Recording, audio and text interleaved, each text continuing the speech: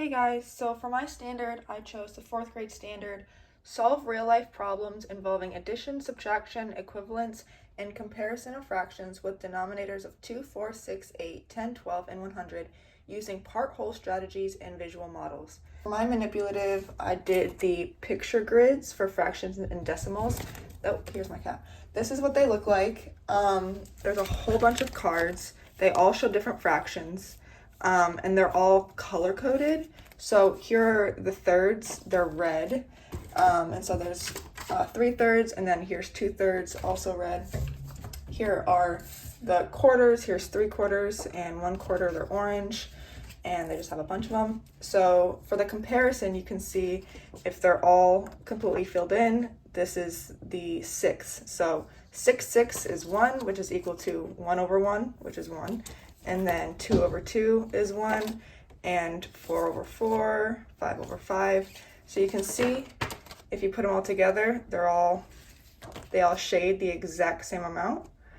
But then you can also do addition of fractions with these. So here is the 1/6 and the 5/6. You put them together, it's one whole, 6/6. And then of course 1/6 plus 2/6 would be 3/6. I think also a lot of students get confused with the denominators. So 1/6 would be smaller than 5/6, even though 6 is a bigger number than 5. So obviously if you put them together, you can see the 5, you can see how that's just a little bit bigger than the 6 that is on top. So that's a great way to show comparison of fractions. And then also here is, let me show you, 2/3 and then 2/6.